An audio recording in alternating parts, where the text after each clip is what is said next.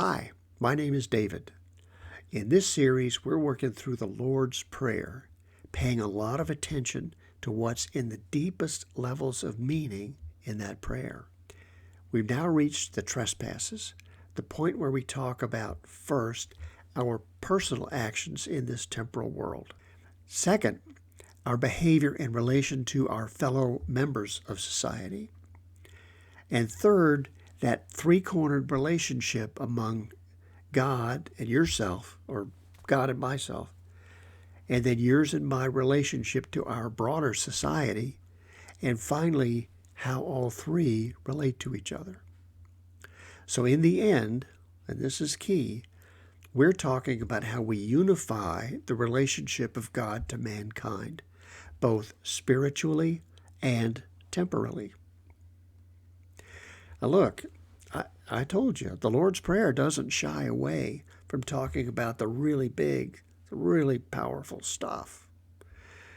In my life, this whole exploration of the Lord's Prayer began with a funeral. It took place in 2010. The man we celebrated that day was the father of a very close friend. It was a non-denominational service held at a beautiful little chapel right on the beach here in Florida where I live. The service was beautiful. It was just beautiful. But I was raised as a staunch Roman Catholic. So the format in Protestant services is always a little distant for me. Plus, I knew very few folks who were there. So I was appreciating the moment of the service, the beauty of the chapel, the music, when suddenly I heard the celebrants say, "Let us join together in the Lord's Prayer." And he paused. And then he paused, then he looked out at us and said, "We will use the trespasses." And whatever it says about me, about how I think, this selection thing made me wonder, why, in this place, in this prayer, do we vary among three different words? Debts, sins, and trespasses. So I decided I'd look for the answer. Just a personal thing. No big deal, I thought. Well, it took almost 10 years to find all the answers. But they're interesting and profound, and they relate to this video series. So let's run through a brief summary of what I found out. In the early 1500s, a German priest named Martin Luther had just about had it with the Roman Catholic Church. The church at the time was effectively the supreme spiritual, political, and military power in all of Europe, extending largely to the British Isles. A crucial step in Luther's break with the church was to translate the Bible into the German language so that commoners could read it for themselves. On top of that, he didn't just translate the Catholic Bible, meaning the St. Jerome Latin Vulgate version, which had been the only official Bible of the Church for over 1,000 years. No, sir. No, ma'am. He went back to the original Greek and Hebrew text and wrote a whole brand new translation.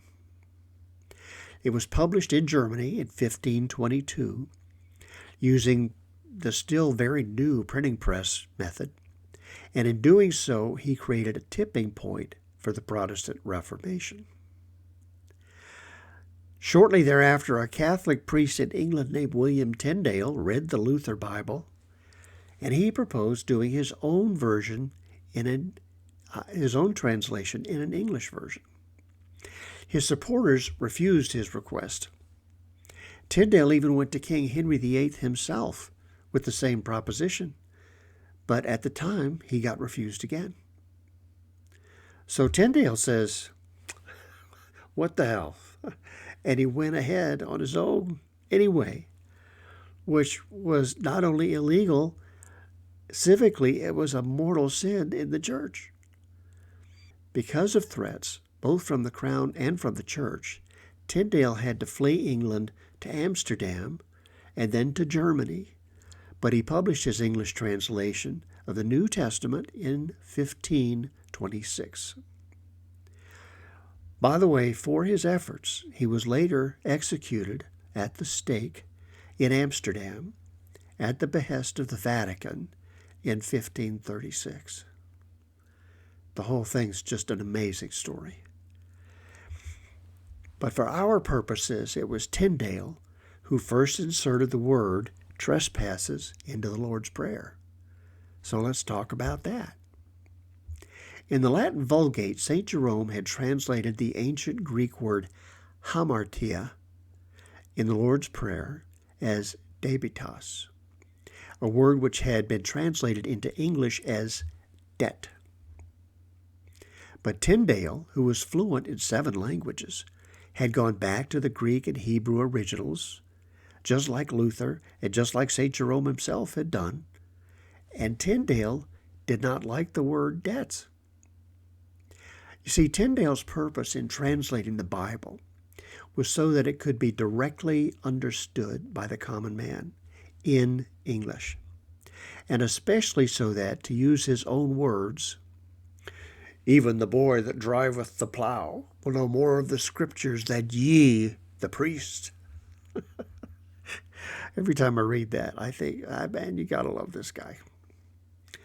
Tyndale understood that the common English folks of his day, they didn't deal with debt, not like money debt. England didn't even have its own coinage then.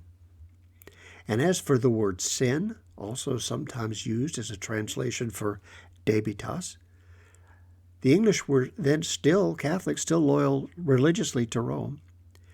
As Catholics, they had to go to confession to a priest for their sins to be forgiven. They could be forgiven, but you just couldn't pray and ask them to be forgiven. You had to go to the priest.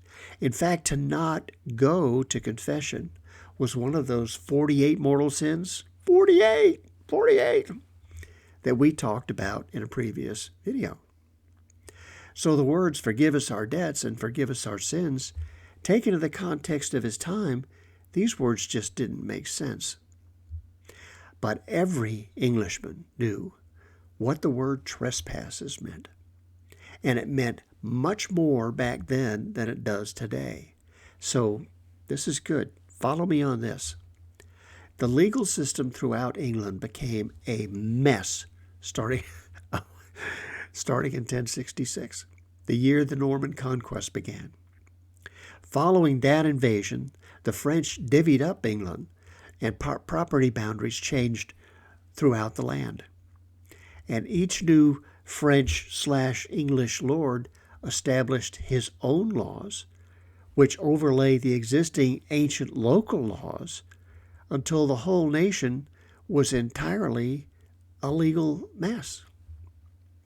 So beginning in 1215, a great endeavor began to create what became known as the English common law, meaning a single system of laws that would apply equally and everywhere throughout the whole of England.